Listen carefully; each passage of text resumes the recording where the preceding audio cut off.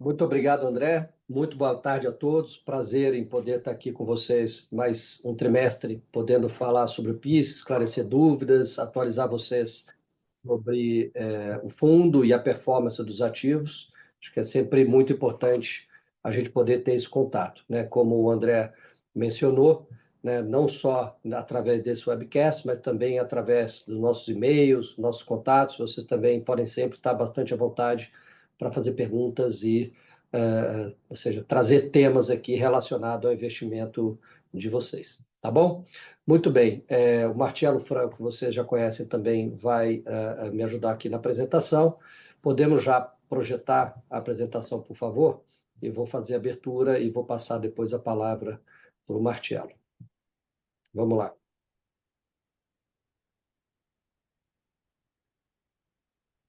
Maravilha. Podemos ir direto para o sumário executivo?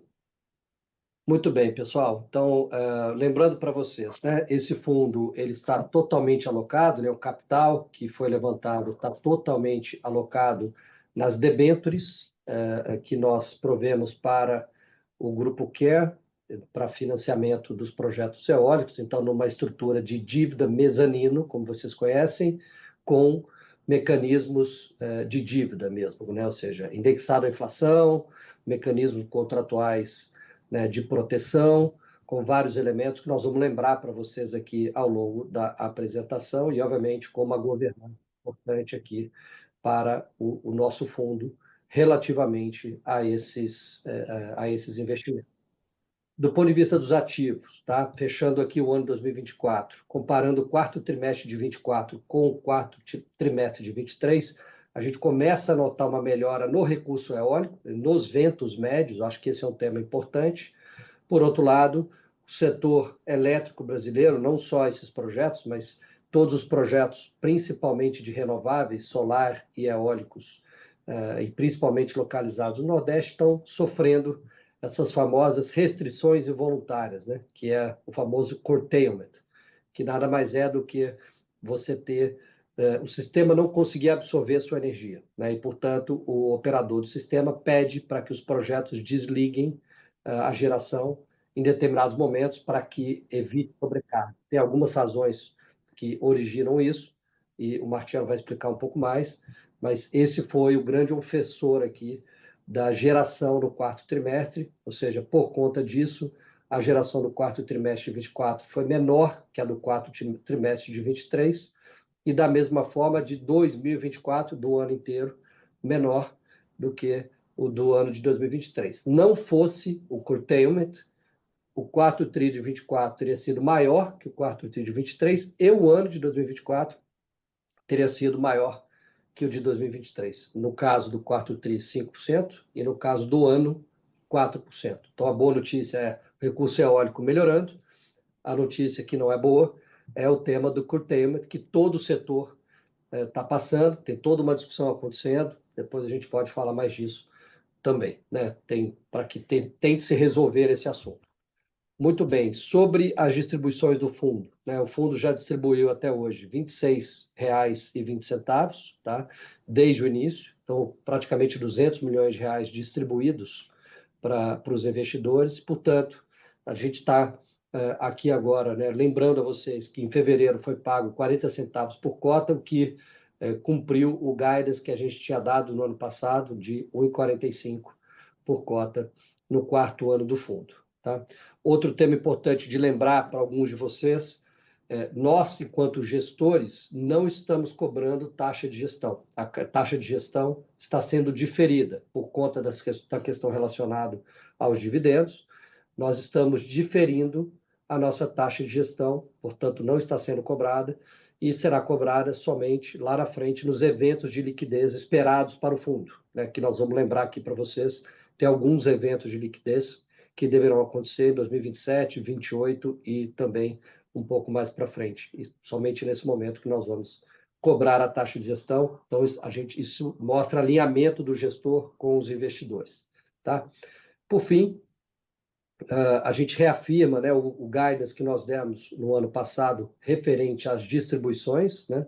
Nós estamos agora fazendo distribuições semestrais esperado agora em agosto de 2025 uma distribuição de 50 centavos por cota e, portanto, uma distribuição total esperada de 2025 até 2027, variando aqui entre R$ 18 e R$ 28 por cota, que obviamente é bastante concentrado em 2027 por conta dos mecanismos de proteção que são existentes ali naquele ano. Então, é importante lembrar, então, estamos reafirmando o guidance de distribuições que nós demos aqui no ano passado. Tá? Então, esse é o resumo, tá, do status do fundo e dos ativos. Obviamente, nós vamos passar com mais granularidade esses aspectos com vocês a partir do próximo slide. Então, portanto, Marcelo, por favor, é com você. Obrigado, Marcelo. Obrigado a todos que estão aqui conosco. Eu estou conseguindo ver aqui que a gente está com um número bem expressivo de participantes. É sempre bom poder contar para vocês as atualizações aqui do fundo. Tá? Nessa página aqui, a gente só tem um breve resumo do que são os investimentos do portfólio do fundo. Tá? Então, o fundo investiu em 3 ativos eólicos localizados na região Nordeste, mais particularmente no estado do Ceará, que são 2 ativos, Serrote e Serra do Mato, e no estado do Rio Grande do Norte, onde fica o ativo de Afonso Bezerra. A capacidade instalada desses 3 projetos, em conjunto, é de 488 megawatts. Tá? Os ativos eles estão 100% operacionais e cada ativo está operando aí entre próximo de 3 a 4 anos. Tá? O PIC fez esses investimentos nesses 3 projetos de um instrumento de debênture mezanino que foram desembolsados lá no início do fundo de 2021. Tá? O saldo dessas debêntures hoje é de aproximadamente R$ 125 por cota. Tá? Sempre vale lembrar que as características desse instrumento de dívida têm elementos importantes para os investidores. Né? Primeiro, que o instrumento de dívida ele tem senioridade na estrutura de capital com relação ao investimento clássico em ações ou em equity. Né? O PIS ele tem recebimento prioritário de todos os fluxos de caixa do projeto em relação ao investimento clássico em equity ou em ações, né? E as debêntures mezanino do PIS têm retorno contratado. Tá? Então, o retorno da debênture ele é definido no contrato, na taxa de IPCA mais 7,5%, sendo esse o retorno bruto dos investimentos do portfólio do fundo. Tá? Essas debêntures contam com um pacote robusto de garantias e determinadas proteções, e o PIS também conta com uma governança bastante significativa nesses projetos. Né? Significa que qualquer tipo de mudança material que ocorra precisa ser aprovada pelo PIS como debenturista. O PIS também participa da gestão desses projetos com participação em conselho. Tá? Passando para a próxima página, eu queria aproveitar para contar um pouco de como é que foi a performance de geração agora no ano de 2024 e no quarto tri. Tá? Então, elaborando um pouco mais aqui nos comentários que o Marcelo fez no início da apresentação, no quarto tri de 2024, a geração ela foi 10% inferior à relação ao mesmo período do ano anterior, enquanto que no consolidado de 2024, no ano inteiro, a geração foi 8% menor do que a geração ocorrida em 2023. Né? Isso ocorre basicamente devido ao efeito dos eventos de restrição de geração, ou curtailment, né? Mas quando a gente expurga esse efeito do curtailment, a geração no quarto TRI de 2024 teria sido 5% superior à geração do quarto TRI de 23 e no consolidado do ano teria sido 4% superior. Isso é muito decorrente da melhoria da disponibilidade de recurso eólico, tá? Principalmente ali no segundo semestre do ano passado, a gente enxergou, os projetos enxergaram uma velocidade de vento bem mais positiva em relação ao que ocorreu no período de 2023, o que foi, de certa forma, benéfica para essa geração. Infelizmente, isso foi impactado pelos eventos de curtailment que fizeram com que a geração, de fato, acabasse sendo reduzida em 24 em relação a 23. Com relação aos outros aspectos do projeto, né, com relação à disponibilidade, seria basicamente a qualidade da operação técnica das máquinas, das turbinas, a gente teve uma boa disponibilidade ao longo de 2024, os 3 projetos atingiram uma disponibilidade média de 97% em 24, que está em linha com o esperado. Tá? Tipicamente, projetos dessa natureza vão ter uma disponibilidade variando entre 96% e 98%. Então, com relação à operação técnica e as turbinas estarem funcionando corretamente, a gente não tem visto nenhum tipo de problema significativo nesse sentido. Tá? Por fim, acho que vale também mencionar que os contratos de venda de energia desses projetos eles não contam com nenhum tipo de penalidade ou necessidade de compra de energia obrigatória caso haja uma redução na geração de energia ou caso haja uma produção de energia abaixo do volume contratado. Tá? Os contratos de venda de energia desses projetos, eles têm características que envolvem os tomadores dessa energia, eles compram um percentual da energia que é gerada. Tá? Não existe nenhum tipo de penalidade caso a energia que foi gerada ela seja maior ou menor daquilo que está definido nos contratos de longo prazo. Na próxima página, a gente queria aproveitar para falar um pouco mais sobre o curtailment, né, que é um elemento importante que tem acontecido no setor elétrico brasileiro. Isso tem impactado os projetos investidos pelo PIS, mas tem impactado o setor elétrico também de maneira muito ampla. Tá? Eu acho que aqui as mensagens que a gente queria trazer para ajudar os nossos investidores a entenderem um pouco melhor esses eventos é lembrar que o que é o curtailment, né?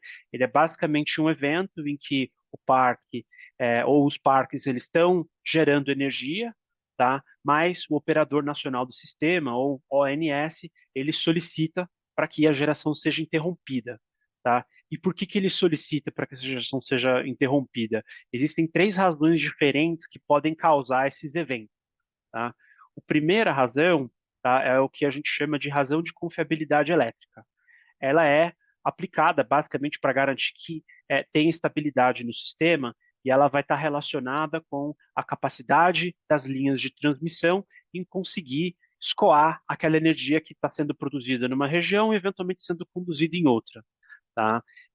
Esse, eu diria que é um dos principais fatores hoje no sistema elétrico brasileiro que tem causado os eventos de curtailment. Isso está muito relacionado com o fato que existe bastante geração de energia renovável concentrada na região Nordeste, mas algumas linhas de transmissão não entraram em operação dentro da data que era esperada e é como se a gente tivesse um gargalo na capacidade de transmissão. Tá? Então, esse é a primeira fator que causa curtailment. O segundo fator é o que a gente chama de razão por restrição energética. Tá?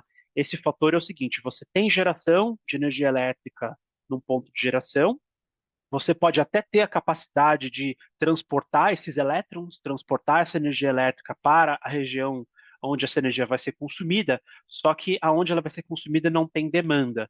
Tá? Esses eventos eles têm ocorrido numa escala talvez um pouco menor para o sistema elétrico como um todo, tá? E é mais comum acontecer, por exemplo, no final de semana, né, em que a carga de energia elétrica do sistema é um pouco mais baixa. Tá? Então, nesses momentos, pode também acontecer que o operador nacional do sistema peça para que a produção de energia seja restrita ou reduzida pelos geradores, porque não existe uma demanda na outra ponta. Tá? E aí existe uma terceira razão, que é a razão da indisponibilidade externa. Tá? A indisponibilidade externa, ela está relacionada também com as linhas de transmissão, mas ela está relacionada com algum tipo de evento de indisponibilidade da linha de transmissão. Por exemplo, quando você precisa desligar uma subestação para fazer manutenção, seja porque teve algum problema ou não, tá? Essa também é um tipo de evento que pode causar o curtailment, que costuma ser um pouco menos relevante, tá? A gente tem visto menos eventos de curtailment por conta da disponibilidade externa, mas ela pode acontecer também. Tá? Quando a gente olha agora para os ativos investidos do PIS, né, então existe aqui uma diferença entre as razões que estão causando o curtailment entre os ativos do Ceará e do Rio Grande do Norte. Tá? A gente viu no Ceará, no início do ano, a gente viu muito curtailment por conta da restrição energética, mas aí no final do ano a gente viu uma redução bem grande de restrição de confiabilidade elétrica e agora a gente tem visto uma maioria do curtailment sendo causado por restrição energética. Tá? Então, ao longo do ano de 24, no consolidado, 60% do curtailment foi causado pela restrição energética, 34% por conta da confiabilidade elétrica. Tá? Já no projeto do Rio Grande do Norte, que é o projeto de Afonso Bezerra, é o contrário. Tá? A maior parte dos eventos de curtailment tem sido causado por confiabilidade elétrica, que é basicamente a restrição do sistema de transmissão em conseguir escoar aquela energia que está sendo produzida. Tem tido um volume bem menor de curtailment por conta de restrição energética ou de disponibilidade externa. tá? É, e um dos pontos também que vale a pena destacar com relação a isso, principalmente no caso do Ceará, é que teve uma redução já no curtailment, principalmente no terceiro trimestre, muito por conta da entrada em operação de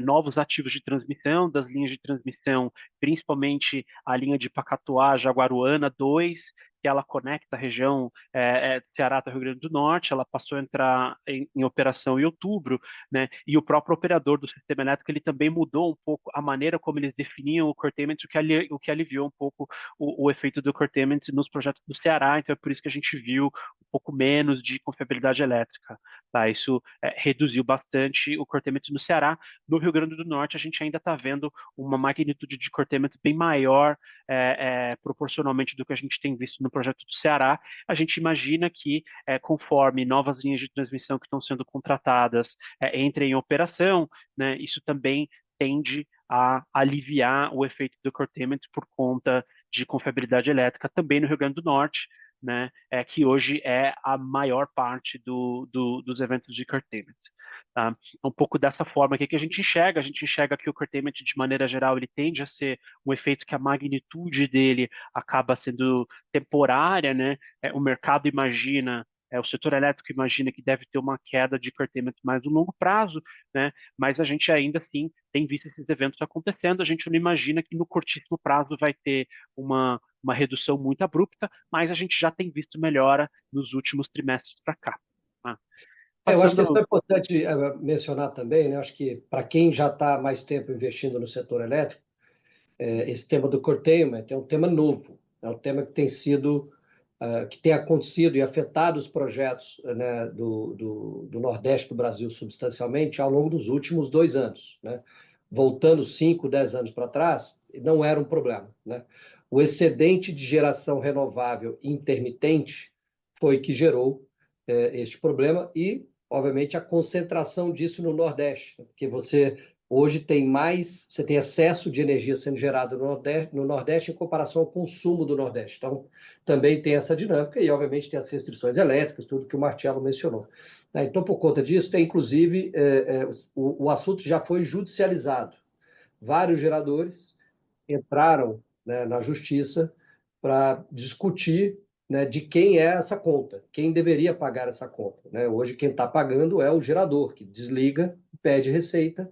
Tem toda uma discussão, né, por o sistema não estar, né, como aqui, a confiabilidade elétrica, indisponibilidade do sistema, etc. Então, quem deveria pagar essa conta? Essa discussão vai demorar tempo, mas tem aqui, inclusive, cenários onde os projetos serão reembolsados, né, ou podem ser reembolsados, se não totalmente, parcialmente, sobre esse aspecto. A ver como essa discussão vai acontecer ao longo aí dos próximos anos. Acho que é importante mencionar isso também. Tá ótimo. Vamos passar para a próxima página agora, em que a gente tenta trazer aqui um pouco da atualização do resultado financeiro de 2024, né? Então, agora que os 3 projetos investidos, eles terminaram o seu processo de produção de demonstrações financeiras que foram auditadas, né? Então, agora a gente consegue trazer aqui uma visão do que foi o resultado do ano, tá? Então, sim, uma mensagem que é importante para a gente trazer para vocês é que, apesar de que a geração de energia tenha sido abaixo do que a gente gostaria, que foi um pouco do que a gente discorreu ao longo aqui das últimas 2 páginas, né? Os projetos eles apresentaram sim resultados financeiros consistentes e com crescimento com relação ao ano de 2023, tá? Então, na linha de receita líquida, teve um aumento de 18% na receita em 2024, tá? Principalmente decorrente do aumento no preço de energia vendida, né? Então, apesar da gente ter tido uma queda na geração de energia produzida, teve sim aumento de receita. Tá? E esse aumento de receita ele ocorre basicamente por 2 fatores que estão relacionados ao preço de energia. O primeiro é que mais ou menos uns 90% da energia produzida por esses projetos é vendida nos contratos de longo prazo. Esses contratos de longo prazo eles têm reajustes anuais do preço desses contratos, são reajustados pela inflação. Então, ali por si só, você já tem um aumento de preço já contratado. Tá? O restante, que é mais ou menos uns 10% da energia produzida pelos parques, ela é vendida no mercado de curto prazo. Tá? E aí, particularmente no segundo semestre do ano passado, teve um aumento muito significativo, no preço de energia no mercado de curto prazo, e essa energiazinha dos 10% que foram liquidadas, né, que foram vendidas no mercado de curto prazo, elas comandaram um preço super atrativo, o que proporcionou aqui um aumento significativo de receita. Tá? Na linha do EBITDA, né, que é uma proxy aqui, talvez da geração do fluxo de caixa, a gente viu também um crescimento de 18% ao longo de 2024, muito em linha com o próprio aumento de receita, né, esses ativos são ativos que eles têm uma alavancagem operacional bem interessante, né, no sentido de que o custo ele acaba sendo quase que fixo ali, ele tende a crescer um pouco mais com a inflação, então isso provoca um aumento de EBITDA muito em linha com o aumento da receita também, tá? E teve também crescimento no fluxo de caixa operacional, tá? Esse aqui é o fluxo de caixa operacional ajustado, né? Ele é o fluxo de caixa que ele está disponível para fazer o serviço da dívida, tanto da dívida sênior dos projetos, do financiamento de longo prazo com o BNB, quanto da dívida das debêntures mezaninos detida pelo PIS. Tá? Então, vale reforçar aqui que, apesar dessa discussão toda que a gente tem tido de curtailment, de geração, né, quando a gente vai olhar aqui para a parte financeira dos ativos, a maioria dos indicadores aqui de receita de geração de caixa foram positivos em 2024 em relação a 2023, com um crescimento aí de 2 dígitos, de 12 a 18%. Tá?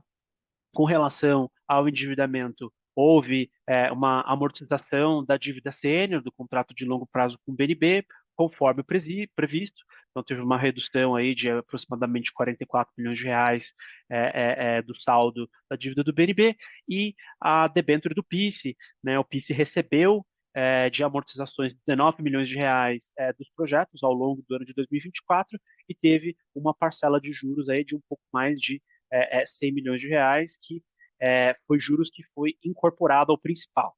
Tá? Então, é um juro que o PIS ele não recebeu em caixa, então ele se incorpora ao principal da dívida, e o PIS ele tem isso a receber ao longo dos próximos anos. Tá? É, passando um pouco para a próxima página agora, para a página 7, a gente queria só dar mais algumas atualizações com relação aos demais contratos aqui, que são materiais e relevantes para esse projeto, tá? O primeiro deles é que o contrato de OIM continua sendo cumprido conforme esperado. A Vestas, que é a fornecedora das turbinas e também a provedora de serviços de operação e manutenção, continua cumprindo com os seus índices operacionais de disponibilidade em linha com as metas contratuais. Então, a gente tem visto o contrato de OIM sendo cumprido conforme normal. A dívida CN com o BNB continua sendo servida conforme esperado, com pagamento normal de juros e amortização em linha com o que está contratado. Tá? A debênture mezanino do PIS, ela continua sendo servida com os eventos de cash sweep, né? A gente recebeu 19 milhões de reais no ano passado, é menos do que a gente gostaria, mas o PIS tem recebido sim fluxo de caixa desses projetos, tá? E hoje, nesse momento, não existe nenhum evento de inadimplemento em nenhum dos contratos materiais, tá? É, Passando um pouco aqui para a próxima página, a gente queria só reforçar um pouco e relembrar aqui os nossos investidores com relação aos principais mecanismos de proteção que o PIS conta nesse investimento nos 3 projetos eólicos. Tá? Então, acho que é importante destacar que o instrumento de investimento que o PIS faz possui elementos contratuais que mitigam riscos para os seus investidores, né? Principalmente quando a gente compara esse investimento ao investimento típico de equity em projetos, tá? Porque o PIS conta com um pacote robusto de garantias no contexto desse investimento. Tá? A gente conta com garantia real dos projetos, com alienação fiduciária das ações, tem cessão fiduciária de direitos creditórios, existem obrigação solidária da Quer Brasil em determinadas condições desses contratos, existem garantias cruzadas entre esses ativos, né? E o PIS ele também tem uma opção de venda dessas debêntures contra a Quer Brasil, que é a acionista dos 3 projetos. Tá? Então, aqui o que vale destacar, um dos pontos interessantes é que existe uma apreciação do valor patrimonial do fundo, né? Porque existe uma apreciação também do valor patrimonial do saldo das debêntures, dado que o juro dessas debêntures ele é sempre incorporado ao principal na medida que se ela não for, se o juro não for amortizado regularmente, tá? Então, se existe uma distribuição de fluxo de caixa para os investidores que é menor do que o juro que está contratado dessas debêntures, que é o caso que está acontecendo nos últimos 2 anos, não significa que esse juro se perde, não significa que essa rentabilidade ela se perde, ela só se incorpora ao principal para ela ser recebida no futuro. Tá? E, além disso, existem também eventos de liquidez que estão contratados e que são bem importantes para acontecer nos próximos anos. Né? Então, o primeiro deles, ele ocorre em 2027, que é uma amortização contratada e obrigatória, tá?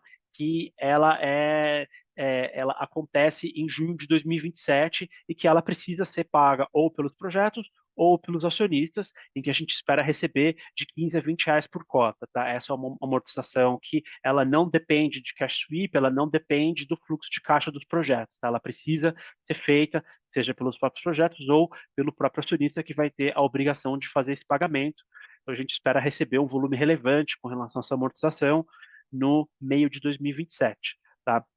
Além disso, o PIS também conta uma opção de venda antecipada dessas debêntures pelo valor do saldo acumulado. Tá? E da mesma maneira que o PIS tem uma opção de fazer a venda dessas debêntures, a Care Brasil tem a obrigação de recomprar essas debêntures de volta pelo valor de face dessas debêntures. Tá? Quando que essa opção ela pode acontecer? Ela pode acontecer entre 2028 e entre 2032, a depender de como as distribuições desses projetos são feitas para o PIS, na medida que, se os projetos não fazem o número mínimo de distribuições para o PIS passa a ter o direito dessa opção antecipada de venda. Tá? A gente imagina que existe a possibilidade, sim, do PIS ter o direito de fazer essa opção de venda já em 2028, a confirmar, não é líquido e certo ainda, mas a gente acredita que essa possibilidade ela é bastante razoável. Tá? E em 2036 existe uma opção de venda que ela é incondicional. Independentemente do que acontecer com os projetos ou não, o PIS tem a discrecionalidade e o direito de vender essas debêntures de volta para a Care. A Care tem a obrigação de comprar essas debêntures pelo valor de face, que é o saldo das debêntures. Tá? Então, a gente gosta sempre de reforçar esses pontos, né? Porque dado que esse é um investimento que ele é feito com características de equity, mas ele tem proteções muito específicas aqui de instrumento de renda fixa, o que mitiga uma série de riscos aqui para os nossos investidores. Passando um pouco para a próxima página, né, dado que a gente deu esse contexto de que são as proteções, o que são os principais eventos que a gente tem para esperar do PIS para os próximos anos, tá? Tanto no curto, no médio e no longo prazo. Tá? Então, nos próximos 2 anos, o fundo deve continuar fazendo as suas distribuições semestrais, tá? Em linha com as projeções que a gente vem feito. A gente está tentando ser bastante conservador com essas projeções. E, ao longo dos próximos 2 anos, o PIS deve distribuir aí entre 2,50 a 6 reais por cota no agregado. Tá? Em 2027 tem uma distribuição bem relevante para acontecer, né? Que ela está muito relacionada com essa amortização obrigatória que eu mencionei no slide anterior, que ela pode variar de 15 a 20 reais por cota. Tá? Entre 2028 e 2032 tem potencialmente uma distribuição muito significativa para ser feita para os investidores, né? Que ela está relacionada com a opção de venda condicional das debêntures que o PIS detém, né? Na medida que essas opções de venda elas passam a ser exercíveis e a gente deve ter mais visibilidade disso ao longo dos próximos 12, 18 meses, o PIS ele vai ter direito de vender essas debêntures e distribuir esse montante de volta para os investidores. Isso pode representar de 50 a 70 reais por cota, a depender de quais projetos tiverem o direito de venda exercível. Tá? Isso deve acontecer a partir de 2028. E, por fim, tem o saldo final das debêntures, né, que o PIS pode ter o direito também de fazer essa saída antecipada, né? Essa saída antecipada ela vai representar mais de 100 reais por cota.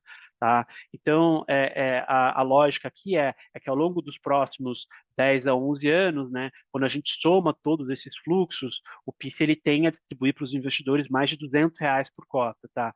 Sendo que hoje a cota do fundo ela está negociada a algo próximo de 36, 37 reais, né? Então tem ainda muito fluxo de caixa, tem ainda muita rentabilidade para ser distribuída para os investidores no contexto desses eventos que estão para vir. Tá? Aí na próxima página, mais especificamente, a gente tem um pouco mais de detalhe com relação às distribuições dos próximos 3 anos, tá? E aqui já seria mais a nossa expectativa mais de médio prazo, tá? Então, a gente está iniciando agora o quinto ano do fundo, tá? Do ponto de vista do ano fiscal, ele se iniciou em março de 2025 e termina em fevereiro de 2026, tá? Então, para esse quinto ano do fundo, o PIS espera distribuir algo entre R$ 1 e R$ 3 por cota, tá? A próxima distribuição do fundo vai ser em agosto de 2025. A expectativa é distribuir 50 centavos por cota, tá?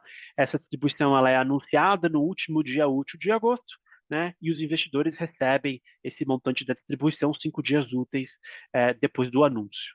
Tá? Para 2026, a gente mantém a nossa expectativa de distribuição de R$ 1,50 a R$ 3 por cota. E, por fim, com relação a 2027, a expectativa total de distribuição é de 16 a 22. O que tem dentro desse 16 a 22? Tem basicamente aquela distribuição de 15 a 20 que nós mencionamos na página anterior, que é a amortização obrigatória, e mais um fluxo de caixa adicional dos projetos, né, que pode ser de R$ 1 a R$ 2 por cota. Tá? Então, dessa forma, quando a gente olha para os próximos 3 anos de maneira agregada, né, o PIS deve fazer distribuições bem significativas para os investidores, né, que soma aí entre R$ 18,50 e R$ 28, ou na média desses 3 anos aí dá entre R$ 6 e R$ 9 por cota para esse período aí, para os próximos 3 anos fiscais do fundo, começando em março de 25, terminando em fevereiro de 28. Tá? Continuando aqui na próxima página, a gente tentando indicar um pouco aqui do que é o retorno esperado para os investidores do PIS. Então, aqui a gente traz uma análise de sensibilidade a diferentes valores de cota, variando aqui de R$ 30 por cota até R$ 50 por cota, lembrando que a cota está negociando agora próximo de 35 a 37, né? Então, para o investidor que compra uma cota do PIS hoje, agora na database de abril, né, o retorno esperado para o valor de cota de agora pode variar aí de mais de 26%, né, a depender de quanto for a cota. Se for, por exemplo, R$ 50 por cota, esse retorno ele varia de 15 a 17. Tá? O que acontece aqui nessa análise de sensibilidade da tabela do canto superior esquerdo da página, né, é que se a geração ela for em linha com o esperado do P50, esse retorno ele tende a ser um pouquinho mais alto, né, porque as distribuições elas acontecem de maneira mais acelerada. Se a geração ela vai começando a ficar um pouco mais conservadora, né, a gente roda aqui, por exemplo, no caso do P90, aí esse retorno ele tende a ser um pouquinho menor, porque basicamente a gente tem um certo aumento de duration aqui. E para um investidor que ele está comprando uma cota com um valor muito abaixo do valor patrimonial dela, é óbvio que quanto mais rápido esse fluxo é recebido, maior será o retorno, né? Porque se você tem um determinado aumento de duration ali, esse aumento do duration ele é, vamos dizer assim, ele é rentabilizado a IPCA mais 7,5 e não a IPCA mais 20 ou mais, que é hoje o retorno implícito para o investidor que compra uma cota do PIS no mercado secundário. Já para os investidores do IPO, não. Né, como essa aquisição ela foi feita já no valor patrimonial desde o início do fundo, né, independentemente da geração, né, o retorno esperado para os investidores tende a ser de IPCA mais 6, né, que é basicamente o IPCA mais 7,5 do retorno bruto, em que as debêntures do PIS elas estão contratadas para receber, menos as taxas e os custos que o fundo ocorre ao longo desse período. Tá? Por fim, passando para a próxima página aqui, eu acho que para a gente terminar, a gente, como a gente costuma trazer aqui, né, a gente gosta de comparar aqui um pouco a rentabilidade do PIS com os benchmarks de mercado, né? Então, hoje, a NTNB equivalente aqui ao PIS, que seria a NTNB 35, né? Hoje ela está negociando algo como IPCA mais 7,5 bruto. Se a gente tira o imposto, né, o imposto de renda sobre a rentabilidade da NTNB e torna ela numa taxa líquida, como se ela fosse já líquida de imposto, e ser comparável com a rentabilidade dos demais produtos, estamos falando de uma taxa líquida de IPCA mais 6,4 para a NTNB, né? Enquanto as debêntures de infraestrutura hoje estão comandando um retorno de IPCA mais 8, a média dos FIINFRAs, né, que são os fundos que carregam debêntures de infraestrutura, está comandando um retorno de IPCA mais 11,9, os FIPs e ES de energia comandando uma média de retorno de IPCA mais 12,9, enquanto o PIS está comandando um retorno de IPCA mais 22,4, né? Ainda tem um prêmio bastante significativo do PIS contra todos os benchmarks de referência de mercado, tá? Dito isso, acho que a gente conseguiu passar por todos os pontos que eu queria trazer aqui. Eu vou passar de volta aqui para o Marcelo para considerações finais, né? E eu vi que já tem algumas perguntas aqui que nós recebemos no chat, a gente pode endereçá-las na sequência. Muito bem, Marcelo, obrigado. Bom, pessoal, então já já passamos aqui para as perguntas, então só fechando aqui, né, a nossa apresentação.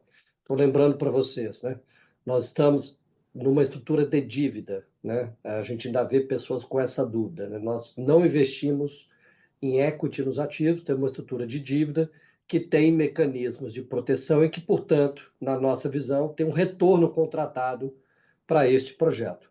Como é uma dívida com o famoso cash sweep, que é lá a varredura de caixa, ela depende de um excesso de caixa para além do serviço da dívida sênior, que é o BNB, para que a gente consiga pagar os dividendos. Como isso foi reduzido, né, a performance não foi tão, como esperada, a gente reduziu, né, os dividendos, tem pago agora semestralmente, num volume menor que a gente esperava, mas, obviamente, nós contamos aqui com toda a estrutura contratual e com as proteções contratuais que nós temos aqui para cobrar toda essa dívida, inclusive os juros, né? É assim que nós estamos posicionando, né? Não tem nenhuma mudança na nossa visão com relação ao crédito da Care, apesar dos projetos não estarem performantes, então, portanto, a gente costuma e sempre posicionar para vocês que, como credores, a gente entende que teremos sim um retorno contratado à medida que os mecanismos de proteção são executados ao longo da vida dessa dívida, né? E, portanto, nós esperamos que no longo prazo o retorno se mantenha, conforme projetado lá no início. De novo, a redução que foi feita no dividendo tem a ver com a performance dos ativos, né? Como vocês viram e passamos aqui no detalhe, né? Os ativos estão performando abaixo do que se esperava, mas começam a vir algumas visões melhores, como, por exemplo, do recurso eólico, né? O curtailment é um tema específico que está acontecendo com todo mundo. A gente espera que, ao longo do tempo, este aspecto, esse item, seja resolvido, né? E, portanto, melhore um pouco a nossa condição. E, por conta de tudo isso, né, a gente está mantendo aqui os nossos guidance, né, de distribuições. Fizemos a distribuição de 40 centavos por cota em 25 e faremos agora uma distribuição de 50 centavos por cota em agosto de 2025. Lembrando que né, a gente mantém o guidance lá de 18 a 28 reais por cota ao longo dos próximos anos, com uma concentração em 27. Né? Como o Marcelo já mencionou, existe uma amortização antecipada contratada para 2027, num volume bastante importante aqui para a gente, que pode ser aqui de 15 a 20 reais por cota, que é o que a gente espera, né? Então, por isso, né, nessa estrutura aqui, a gente reafirma que a gente espera, no nosso melhor conhecimento, que o retorno contratado seja obtido ao longo da vida do fundo, tá bom? Muito bem, com isso, acho que a gente pode passar aqui para as perguntas. Marcelo já deve estar dando uma olhada aí na lista. Marcelo, você quer já ir pegando alguma delas? Depois eu vou te ajudando aqui. Tá bom. Tem uma pergunta aqui com relação à redução dos dividendos, que eu acho que essa foi endereçada aqui, Marcelo. Acho que tem uma outra pergunta aqui, que é se a parcela do empréstimo do BNB está sendo paga em dia. A gente colocou isso, acho que foi na página 6 ou 7 do documento. Sim, o contrato do BNB continua sendo pago em dia, tanto o juro quanto a amortização. Tá? Aí tem uma segunda dúvida aqui, que é os empréstimos foram realizados para as SPEs de cada empreendimento, né? E quais as proteções que existem em relação a um potencial RJ de uma ou mais SPEs, o que acontece num cenário como esse. Tá? Então, acho que aqui vale a pena, talvez, a gente investir aqui um minutinho para explicar como é que é a estrutura contratual e a estrutura societária desses projetos como um todo. Tá? Então, a gente tem aqui basicamente são três camadas, tá? A gente tem uma primeira camada, que é a camada lá de baixo, que são as SPEs de cada um dos projetos, tá? Então, no caso de Serrote, a gente vai ter Serrote 1, 2, 3, 4, 5, 6, 7, 8. No caso de Serra do Mato, vai ter Serra do Mato 1, 2, 3, 4, 5, 6. e no caso de Afonso Bezerra vai ter lá, o nome das espécies são outros, né? Bem Afonso Bezerra, Açu, Angicos, tem alguns outros nomes diferentes, mas tem lá outras 4 ou 5, 6 espécies, tá? Essas SPS, elas são as SPS aonde o BNB fica. Tá? Então, cada uma dessas SPS tomou um financiamentozinho diretamente com o BNB. Tá? Então, são múltiplas tranches ali do BNB, então é ali onde o BNB fica. Aí, como é que funciona o modelo societário? Depois a gente sobe mais um nível. É o seguinte, a gente tem 3 entidades, tá? São 3 holdings, que a gente poderia chamar de SPE também, pelo argumento aqui, em que a subholding de Serrote detém todas as espécies de Serrote. Serra do Mato detém todas de Serra do Mato e Afonso Bezerra detém todas as de Afonso Bezerra. Aí a debênture do PIS, ela fica ali, tá? Ela fica nessas 3 subholdings, tá bom? E essas 3 subholdings, por sua vez, ela é detida pela Quer Brasil, tá? Que é acionista dos 3 projetos e que tem também outros projetos, tá? Tem projeto solar deles em operação, tem várias outras coisas que eles estão fazendo aqui no Brasil, tá? Então, essa que é a estrutura, tá? Então, a camada que tem são as espécies separadas com o BNB, depois é a gente. Aí, vamos lá. O que que acontece se a gente tem, por exemplo, uma RJ nessas SPS, né? Sim, no primeiro momento eu diria o seguinte, a gente não está vendo nenhum tipo de RJ ou de default, principalmente quando a gente olha para o andar de baixo, tá? Que são as várias SPS ali onde fica o BNB, tá? Os contratos continuam sendo cumpridos, a dívida está sendo serviço, os projetos estão, de fato, gerando caixa para isso, tá? É, é, o que vale a pena a gente debater aqui seria o seguinte: olha, a gente tem um montante a receber, por exemplo, lá em 2027, né, em que ou os projetos ou a Care Brasil são obrigadas a fazer, por exemplo, uma amortização obrigatória, né, e nesse cenário, se acontecer um evento de não pagamento das obrigações que o PIS tem a receber, aí a gente vai entrar no modo de execução das nossas garantias, né? E aí o que que acontece? Como o PIS tem garantia real, né, contra as SPS embaixo, contra a subholding e os ativos que estão logo embaixo, nesse cenário, vamos supor que o projeto de Serrote teve um evento de default, aquele projeto, mesmo que ele entre numa recuperação judicial, o nosso crédito ele sai fora, de certa forma, do contexto da recuperação judicial, porque a gente tem a garantia real, né, por conta da eleição fiduciária das ações. Então, as SPS que estão logo embaixo, que tem o BNB lá também, mas o PIS tem direito a receber essas SPS, tá? A gente não precisa ir lá e brigar eventualmente com outros credores nesse sentido. Aí, basicamente, a queda desaparece e fica lá o PIS sendo detentor, por exemplo, do projeto de Serrote, ou do projeto de Serra do Mato, ou do projeto de Afonso Bezerra. Na prática, de certa forma, é isso que acaba acontecendo. Além disso, tá, numa camada adicional de colateral, se por qualquer motivo a Cai Brasil também não compre com as suas obrigações, né? Além do PIS poder ter essa garantia do próprio projeto, você tem um recurso contra a Quer Brasil também, que tem outros ativos, outros projetos, e que eles vão ser obrigados a eventualmente a se desfazer desses ativos para fazer o pagamento para o PIS, tá? Então, um pouco dessa forma aqui, de maneira resumida, que funciona o contexto das garantias e esse cenário aqui, que é um cenário de estresse, tá? Eu tentei descrever aqui o que pode acontecer, tá? Mas por enquanto a gente vê isso como um cenário hipotético, tá? Todos os contratos estão sendo cumpridos, não tem nenhum tipo de descumprimento que ensejaria numa situação draconiana e drástica como essa, tá? A nossa visão aqui, a gente está sempre muito perto dos projetos, dentro da governança que a gente tem, muito perto do pessoal tanto da Care Brasil quanto da Care na França, né? Que é o dono da Care Brasil, e a discussão que a gente tem com eles é de que os contratos vão ser honrados, tá? Não estamos vendo nenhum tipo de discordância entre todos os stakeholders, né, todas as partes que estão envolvidas no projeto. Por enquanto, está todo mundo alinhado nesse sentido.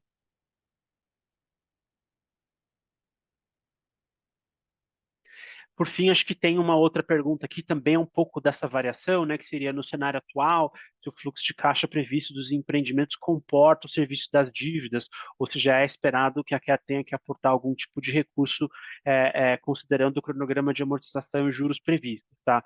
A nossa visão aqui é o seguinte, é, a gente trabalha aqui, de certa forma, com cenários, tá?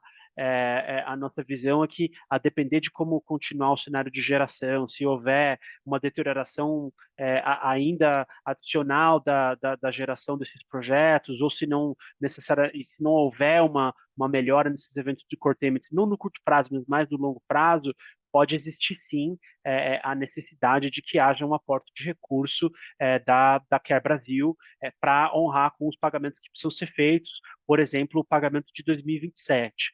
Tá, o pagamento de 2027 é um pagamento bastante volumoso e a gente imagina assim que pode haver necessidade de aporte de recursos do lado da Care Brasil. Acho que vale destacar que a Care, tanto no Brasil quanto na França, é uma empresa bastante séria, que está bastante comprometida com os investimentos que eles fizeram. Tá? Que a Brasil investiu quase 2 bilhões de reais do Brasil nos últimos anos, entre esses projetos e outros projetos que eles investiram. Né? A Care na França, né, opera em uma série de jurisdições, eles têm projetos em vários países na Europa, além dos projetos do Brasil, e hoje o Brasil representa a maior operação deles no mundo. Tá? Então, a gente tem aqui uma relação bastante construtiva com eles, né? E a discussão que a gente tem com eles, todo mundo sempre reconhece que tem esse montante a ser pago, né?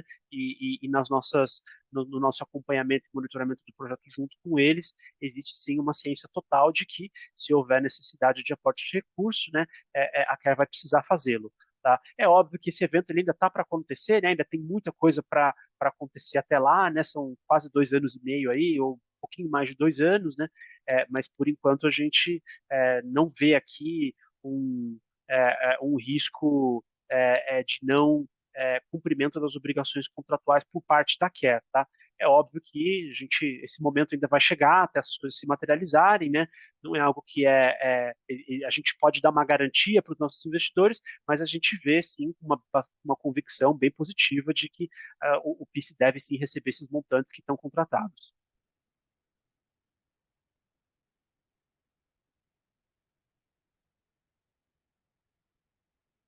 Muito bem, acho que agora respondemos todas as perguntas, correto? Não sei se tem mais alguma pergunta, se não, acho que a gente pode encerrar. Então, deixa eu dar aqui primeiro uma palavra final. E, de novo, muito obrigado a todos aqui por participar. Estamos aqui 110% à disposição de todos vocês para tratar aqui dos temas do fundo. Saibam que estamos aqui super atentos, né, em realmente fazer uma gestão muito próxima dos ativos, da Care, e, obviamente, para que a gente cuide, né, do capital que todos vocês delegaram aqui ao fundo. Né? Estamos, obviamente, acompanhando aqui esse movimento, né, de curtailment, de geração abaixo do esperado. Por outro lado, como já foi dito aqui, os projetos estão servindo a dívida do BNB e, obviamente, isso vai desalavancando os projetos ao longo do tempo e, somado, né, à desalavancagem dos projetos com os mecanismos de proteção, reafirmamos aqui que buscaremos, né, realmente retornar o capital e o retorno, né, contratado aqui para este instrumento, para que todos vocês tenham esse retorno obtido ao longo do tempo aqui nesse ativo. Lembrando que 2027 é um ano importante aqui para a gestão deste fundo. Então, portanto, contem conosco aqui para qualquer tema que tenham. Mais uma vez, muito obrigado e boa noite a todos. André e Obrigado, gente. A gente fica super à disposição, como o Marcelo falou, e mais uma vez, só reforçando aqui o nosso e-mail, ri.pis11@patra.com, nosso site, pis11.com.br, lá tem todos os nossos relatórios. Convido todos a se inscreverem no nosso mailing, quem não tiver inscrito já, para receber aí as últimas comunicações do fundo. Tá bom? Então, mais uma vez, obrigado, e até amanhã a gente deve publicar aqui o replay desse webcast e a apresentação para consulta de vocês. Um abraço. Muito obrigado, pessoal. Um abraço e até a próxima.